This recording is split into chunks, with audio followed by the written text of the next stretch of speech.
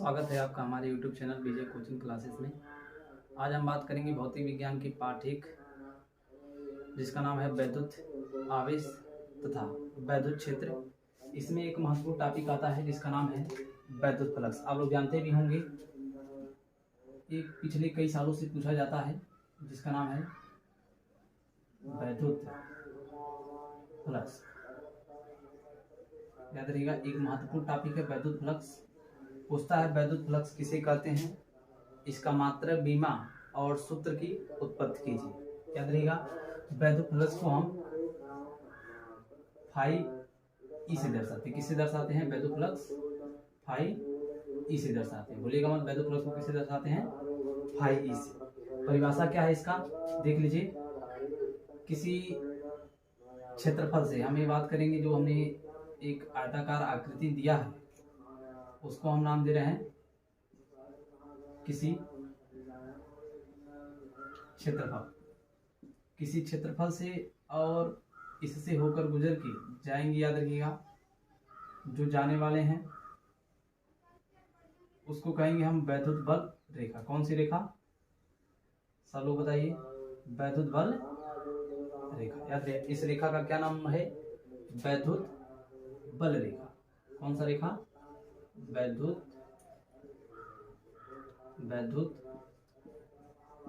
बल रेखा। ये रेखा क्या करती है? याद रखिएगा, वैद्युत बल रेखा एक ऐसी रेखा होती है, काल्पनिक रेखा है, जो वैद्युत क्षेत्र का निर्धारण करती है। अब ध्यान सुनिएगा, किसी वैद्युत क्षेत्र से होकर गुजरने वाली, मतलब किसी वैद्युत क्षेत्र से होकर क्या करने वाली? होकर गुजरने वाली। किसी वैद्युत क्षेत्र से होकर गुजरने वाली वैद्युत बल रेखा की संख्या के माप को, किसकी माप को? की संख्या के माप को क्या कहते हैं? वैद्युत फ्लक्स कहते हैं। याद रखिएगा, किसी वैद्युत क्षेत्र से होकर गुजरने वाली वैद्युत बल रेखा की संख्या के माप को वैद्युत फ्लक्स कहते हैं। इसको फाई ई से दर्शाते हैं। याद रखिएगा, वैद्युत फ्लक्स में 2 पॉइंट याद रखिएगा। पहली चीज, वैद्युत फ्लक्स से जो बल रेखाएं अंदर प्रवेश कर रही हैं, क्या कर रही हैं? वैद्युत बल रेखाएं जो अंदर प्रवेश कर रही हैं, वैद्युत बल रेखा जो प्रवेश कर रही हैं, क्या कर रही हैं? जो प्रवेश कर रही हैं वो आपके ऋणात्मक होंगे। क्या होंगे? ऋणात्मक फ्लक्स होगा। और मान लीजिए, जो वैद्युत बल रेखा, जो वैद्युत बल रेखा वैद्युत क्षेत्र से क्या निकल रहा है? बाहर निकल रहा है। कहाँ निकल रहा है? जो प्रवेश कर रहा है वो ऋणात्मक, और जो बाहर निकल रहा है वो क्या होगा? धनात्मक। धनात्मक वैद्युत फ्लक्स होता है। याद रखिएगा, इसका जो सूत्र होता है, अभी हम उत्पत्ति भी करेंगे इसका, वैद्युत फ्लक्स फाई ई बराबर होता है ई इंटू ए कहिए या ई इंटू ए कॉस थीटा। याद रखिए, जब कोड बनेगा तो कॉस थीटा, नहीं तो ए बस। इसका जो मात्रक है, मात्रक हम याद रखिएगा ई और ए की सहायता से हम इसका मात्रक एकदम सरलता से बना देंगे। हमें चूंकि मालूम है जो ई है, ई हमारा वैद्युत क्षेत्र है। क्या है? वैद्युत क्षेत्र है। और चूंकि आप जानते हैं वैद्युत क्षेत्र का जो मात्रक होता है वो होता है न्यूटन प्रति कूलम, क्योंकि हमें मालूम है कि जो ई बराबर सूत्र होता है एफ बटे क्या होता है? क्यू जीरो होता है। अब एफ बटे क्यू जीरो होने के नाते इसका मात्रक क्या होगा? न्यूटन प्रति कूलम। और ये तो मालूम है, ये सबका क्या है? ए का क्या होता है? ये हमारा क्या है? क्षेत्रफल। और क्षेत्रफल का मात्रक क्या होता है? Metre square. अब इसके आधार पे यहाँ बना लीजिए इसका मात्रक। ई का मतलब क्या? न्यूटन बटे कूलम। क्षेत्रफल इंटू लगा दीजिए, क्षेत्रफल का मतलब मीटर स्क्वायर। मात्रक समझिए आपका क्या हो चुका है? तैयार हो चुका है। इसको हम क्या पढ़ेंगे? न्यूटन मीटर स्क्वायर प्रति कूलम। याद रखिएगा, इसको डायरेक्ट हम एक भाषा में आकर के और बोलते हैं। याद रखिएगा, इसको हम क्या बोलते हैं प्यार से? Volt meter. याद रखिएगा, प्यार से हम इसका नाम रखते हैं क्या, वोल्ट मीटर। आगे ध्यान दीजिए, अगर आपको इसका बीमा निकालना रहे तो बीमा आप निकाल सकते हैं, क्योंकि आपको मालूम है कि न्यूटन का बीमा क्या होता है। न्यूटन का अगर कोई पूछ ले बीमा क्या है तो आप क्या कहेंगे, एम एल टी पे माइनस का 2। और कूलाम का बीमा क्या होता है, ए और टी। और इसका बीमा मीटर स्क्वायर का क्या होता है, एल स्क्वायर। इन सबको आप अगर यहाँ पर रख के अगर जोड़ दें, मतलब कि क्या, एम एल टी पे माइनस 2, फिर एल पे स्क्वायर, फिर बटे ई टी। इन सबको जब जोड़ेंगे तो तैयार होगा आपका बीमा। याद रखिएगा, यम देखिए 2 एल यहाँ है, एक एल यहाँ, 2 और 1 3, और टी देखिए एक ऊपर जाएगा माइनस का हो जाएगा, तो माइनस माइनस क्या हो जाएगा, प्लस जुड़ेगा तो माइनस का 3, और ए इनवर्स। ए इसका क्या हो गया, बीमा हो गया। मतलब कि इसका मात्रक न्यूटन प्रति कूलाम, न्यूटन मीटर इसका प्रति कूलाम या वोल्ट मीटर, बीमा एम एल पे 3 टी पे माइनस 3 ए इनवर्स। याद रहिएगा परिभाषा क्या है, याद रहिएगा किसी वैद्युत क्षेत्र से होकर गुजरने वाली वैद्युत बल रेखा की संख्या के माप को क्या कहते हैं, वैद्युत प्लस। अगर परिभाषा तब भी आपको अगर याद ना हो तो याद रहिएगा, एक सटीक संक्षिप्त व्यवहारिक है। याद रहिएगा वैद्युत क्षेत्र का मतलब समझिएगा एक तरह से विवाह का जो गेट होता है, विवाह का एक गेट के समान है। किसके समान है, विवाह का गेट के समान। देखिए एकदम नॉर्मल है, विवाह के गेट के समान। जो विवाह बनता है, विवाह होता है, जो विवाह के सामने जो गेट होता है वो समझिए क्या, विवाह का ये गेट है। अगली चीज जो वैद्युत बल रेखा है, वैद्युत बल रेखा मतलब कि जितने भी हमारे बारात जाने वाले हैं बरतिहा, वो लोग हैं, क्या है ये लोग, बरतिया हैं। तो जितने भी गेट से गुजर जाएंगे, मतलब कि जितने बरतिया गेट से क्या होंगे, होकर गुजरेंगे, जितने गेट से बरतिया होकर क्या होंगे, गुजरेंगे, उन्हीं की संख्या के माप को। अब जरा बताइए उसकी संख्या का माप कौन बताएगा, जो गेट पे खड़ा रहेगा। गेट पे खड़ा रहता है उसको हम क्या नाम देते हैं, दरबारी। दरबारी का मतलब जो है वैद्युत फलक किसका कार्य करेगा, दरबारी की तरह कार्य करेगा, दरबारी की तरह, दरबारी। इसका मतलब क्या है, विवाह के गेट से जितने बरतिया जा रहे हैं उन्हीं की संख्या के माप को हम क्या नाम देते हैं, दरबारी, अर्थात वैद्युत फलक। मतलब कि किसी वैद्युत क्षेत्र से होकर गुजरने वाली वैद्युत बल रेखा की संख्या को माप को क्या कहते हैं, वैद्युत फलक कहते हैं। वैद्युत फलक याद रखिएगा, जितनी भी बल रेखा मतलब कि जितनी बरतियां अंदर प्रवेश कर रहे हैं वो सबके बेचारे भिखारी थे, दरिद्र थे, आए थे खाने पीने, मतलब क्रियात्मक थे। और जितने भी याद रखिए खा पी के एकदम पेट भर के बाहर निकल रहे हैं। बाहर निकलने का मतलब क्या है, धनात्मक फ्लक्स के सूत्र की उत्पत्ति। आइए देखिए, आपको चित्र बनाना है इस तरह, इस तरह। याद रखिएगा ये क्या है, ये आपकी एक समान सब वैद्युत क्षेत्र है। क्या है, वैद्युत क्षेत्र। वैद्युत क्षेत्र का मतलब ई। और इसमें आपको एक कल्पना करना है, क्षेत्रफल, पृष्ठ क्षेत्रफल ए की, पृष्ठ क्षेत्रफल ए की क्या करनी है आपको, कल्पना करना। और जिसका क्षेत्रफल अब है डी ए होगा, क्या होगा, डी ए होगा। और यहीं पर आपको क्या करना है,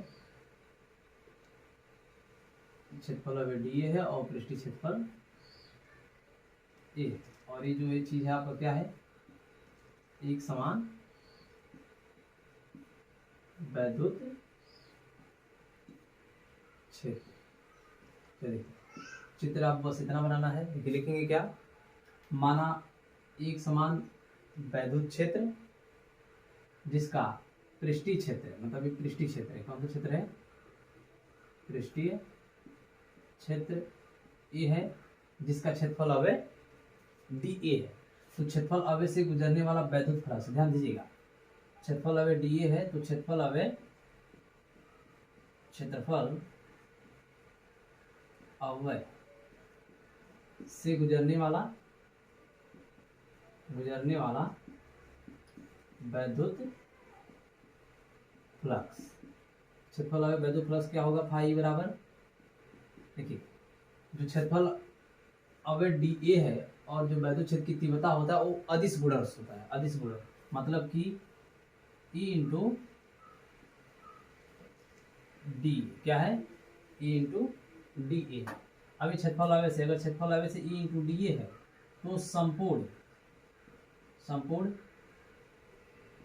पृष्ठ से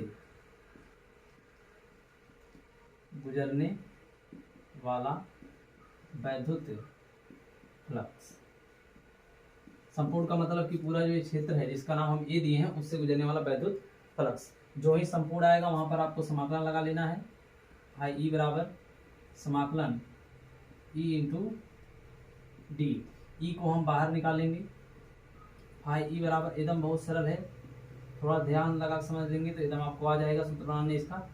समाकलन चूंकि याद रहेगा जो पृष्ठ का जो क्षेत्रफल है समाकलन डी ए बराबर, इसका जब समाकलन आएगा तो कितना आएगा ए, तो क्या बन जाएगा आपका फाई ई बराबर ई इंटू ए, जो कि वैद्युत का क्या है आपका सूत्र है।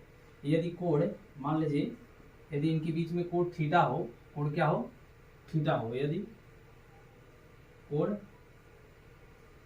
थीटा हो तब वैद्युत फ्लक्स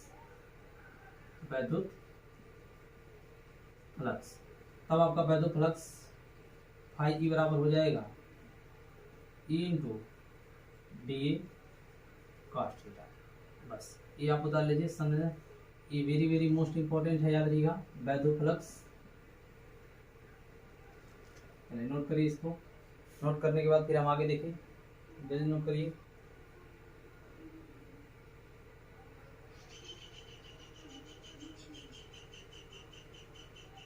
चलिए वीडियो को रोक के आप अच्छे से नोट कर लीजिएगा और इसको अच्छे से तैयार करिएगा। ये आपका टोटल 3 नंबर का आता है पेपर में कि वैद्युत फ्लक्स क्या है, इसकी सूत्र की उत्पत्ति करिए और इसका मात्रक बताइए। चलिए हम आगे बात करेंगे वैद्युत फ्लक्स के बाद गॉस प्रमेय की। हम आगे बात कर रहे हैं जो बहुत वेरी वेरी मोस्ट इंपॉर्टेंट है, जिसका नाम है गॉस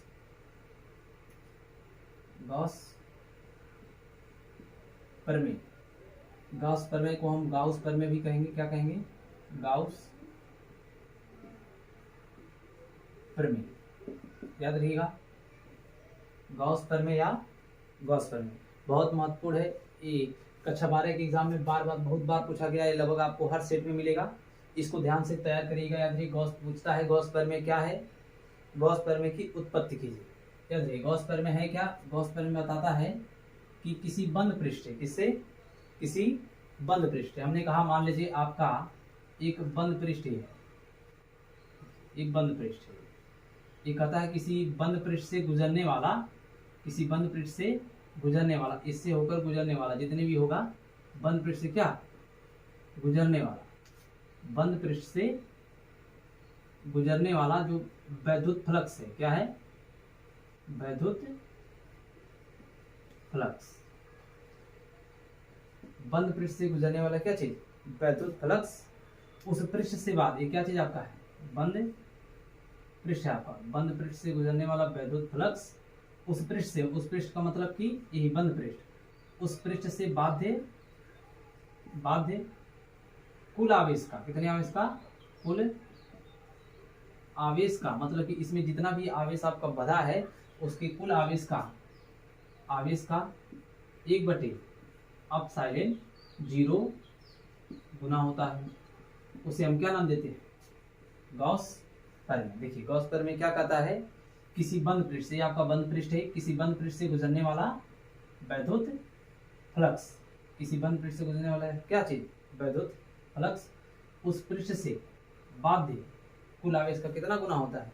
ε0 गुना होता है। तो वैद्युत फ्लक्स फाई ई बराबर क्या हो जाएगा? देखिए वैद्युत फ्लक्स फाई बराबर कुल आवेश मतलब कि Q गुना होता है कितने का? 1/ε0 गुना। इसे हम क्या नाम देते हैं? गॉस प्रमेय। इसे हम क्या नाम देते हैं? गॉस प्रमेय। चलिए इसको नोट कर लीजिए। इसके बाद हमें गॉस प्रमेय की उत्पत्ति करना है। हम चित्र यहाँ बना रहे हैं, आप लोग इसको लिखते जाइएगा। वीडियो को रोककर अच्छे से लिख लीजिए और वीडियो को लाइक, शेयर और सब्सक्राइब करिए।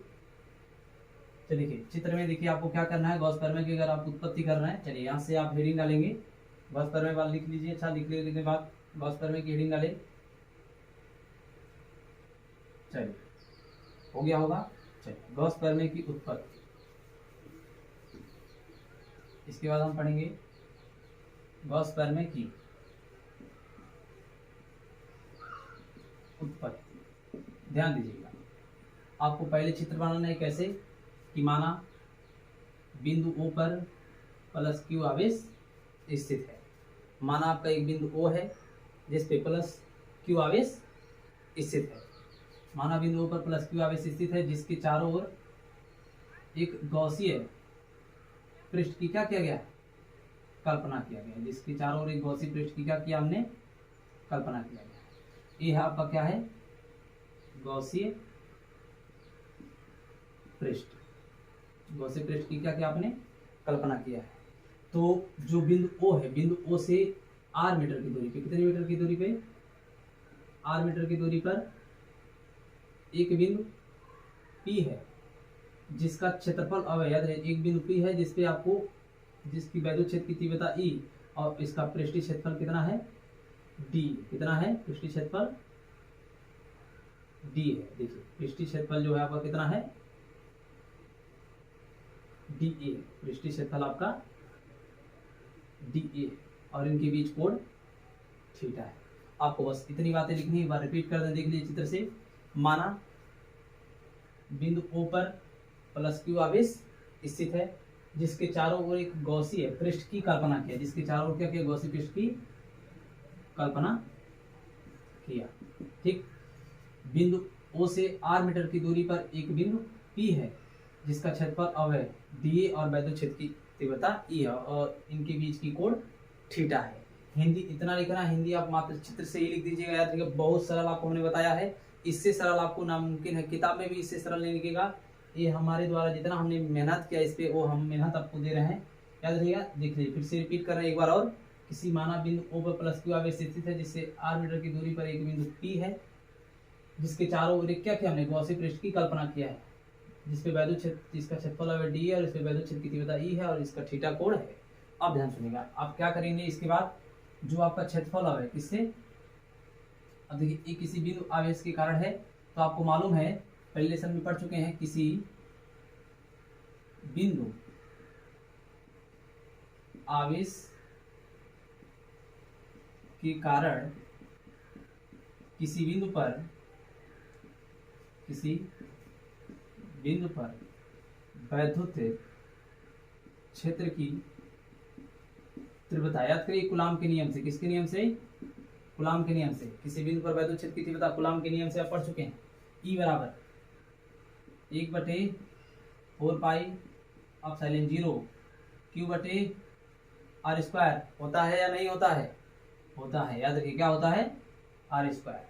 इसके बाद ध्यान सुनिएगा, ये तो मान ली होता है हमें कूलाम के नियम से, हमें मालूम है कि जो क्षेत्रफल अवय है, क्षेत्रफल अवय मतलब कि DA से गुजरने वाला